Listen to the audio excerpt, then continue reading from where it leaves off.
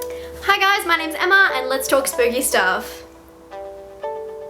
So today I am so excited to bring you my new series, which is Horror Around the World. So this is going to focus on highlights from various countries. I'm trying to aim as much as I can for lesser known horror movies, although I know a lot of you guys would have seen them or at least heard of them. But the whole point of the series is to highlight different countries and their different horror subgenres, and also to get more movies that you might have not heard of or you've heard and you haven't seen onto your to-watch list. Also, in each Around the World video, I'll have a highlight movie. This is my must-see of the bunch. So if you just have time to watch one and you don't know which one, this will be it. I'll also be doing a sub-genre for these movies, so you guys know what would fit your personal style best. You know, like zombie movies, virus films, paranormal, found footage, that kind of stuff. I think that you guys will find that a little bit useful as well. I hope you guys really enjoy this. I've taken a lot of time, I've watched a lot of bad movies and a lot of good movies, and hopefully you find something new out of this.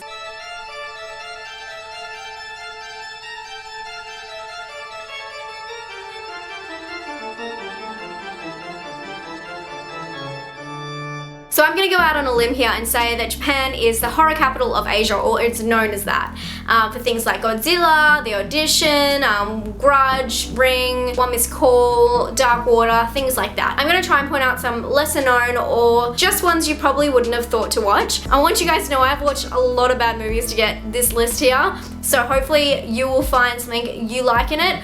There's literally something for everybody in this list. So the first movie I'm going to talk about is Infection. This movie is for if you love virus films and you also like a little bit of paranormal twist on it. If you don't like hospitals and needles give you the creeps, this movie will creep you out so bad. It's a really simple storyline and I'm surprised it hasn't been tackled before. So in this one, hospital staff try to cover up a deadly mistake that results in an outbreak of an infectious disease. And this infectious disease is heading straight for those involved. I don't want to go too into depth with this one because there's a lot of easy spoilers that can be made, but the ending is totally worth it and it makes the film. The Curse. This is for my found footage friends out there. Anyone who likes documentary found footage films, this one's for you. A documentary filmmaker who explores the paranormal and the psychic attempts to unravel a case of a psychic girl and a strange woman. Little does he know that they are connected by an ancient demon. Okay, this one is really interesting because they keep flashing between different mediums, so they'll go from like a TV show, back to him filming, back to here, back to there. It just keeps flashing in between. It's really confusing at the start, but don't worry, it all comes together in the end. Makes sense. It's a really creepy movie in like a muted way, and I think it would have been much more scary if I had watched it at night. Okay, my must-see of this list is House. I know you guys would have seen the cover of this before. I've seen it everywhere, but I never watched it, and I'm so glad I did. It is an amazing film, and I recommend this for everybody. If you like goofy and really stylized film, this one's for you. Although this movie does have a big cult following, I still think that there's a lot of people who probably haven't seen it. So several years after her mother died, Gorgeous invites herself and her friends to go stay at her auntie's house in the village that her mother grew up. But Auntie has a secret. This is unlike anything you've ever seen before. It's goofy, it's fun, it's really good to look at visually. It's just sensory overload the whole time. I loved every second of this film. It's goofy, but it's also really well shot in a way. It's hard to explain. It's stylized, it's just flawless. But it does have a lot of experimental film parts in it, so the animation is just crazy, out of there, green screened, out of control, but it's just the style they're going for. It's a really cool flick, and obviously I suggest it 100%.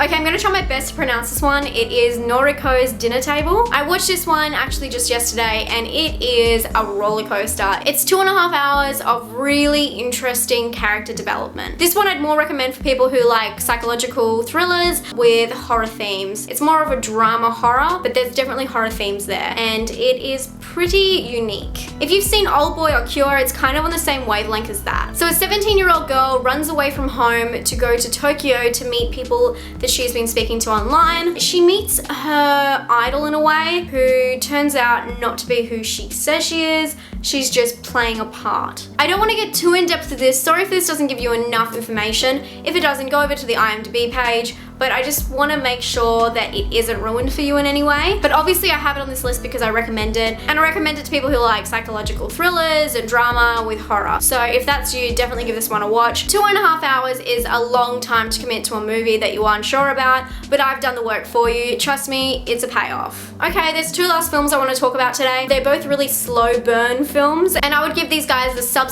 genre of Japanese, ethical, 60s, old school horror. These ones have a slower storyline and like a little payoff at the end and a little message to it. I would say it's very lightly horror themed, but they are considered as horror, I think, especially for the time. Once again, I'm gonna try my hardest to pronounce this correctly. I'm sorry, no disrespect. Onibaba is a film about a mother and a wife of a soldier who's gone away to war. The mother and the wife live together and are killing other soldiers for their armor in order to sell it. And one of the guys who went to war with the son returns without the son, and tensions rise and sins are committed. It is rated pretty high. I think it's shot really well and it's really clever, simple story. Recommend it to anyone who likes and appreciates the slowness of classic horror. My other slow burn is Sinners of Hell. This movie is really strange. So when I started watching this movie, I had no idea what was going on or if I was watching the right movie. I kept flicking back and looking at the blurb and then looking, and I was like, is this even the same movie? So the first portion of it, it's meant to be these people committing these sins, and then the second portion is them in hell. But really it is like the first hour and a bit is the sin part, and then just a little, maybe 20-30 minutes at the end is them in hell. The start bit is just so tame compared to the end. The end is like people's bodies being ripped apart, knives in their chests, and once again, it's pretty good if you like a slow burn. Okay guys, that's all I have for you today. I hope you enjoyed this first episode of this new series. Hope you guys found it useful. Let me know in the comments if you did, any suggestions for it, and also let me know what countries and what movies you would like to suggest. I have a whole list, and trust me, I've probably got every country you can think of on it, and I'm just piling up and trying to get through it all. So if you have any recommendations or any countries you want me to do in particular, please let me know. Please come check out my Facebook if you'd like to interact with me on a daily basis, and I hope you guys had an amazing week, and I'll see you this time next week for the next episode. In between that, I'll do a review as normal. I'll see you guys later. Ciao. I know people have seen this film and they say it's like utter garbage, but obviously it's trying to be garbage, blah blah blah, I already said that. But the fact is, it was so interesting. I had no idea where it was going, and I was glued to the TV wondering what would happen next and how it would all end.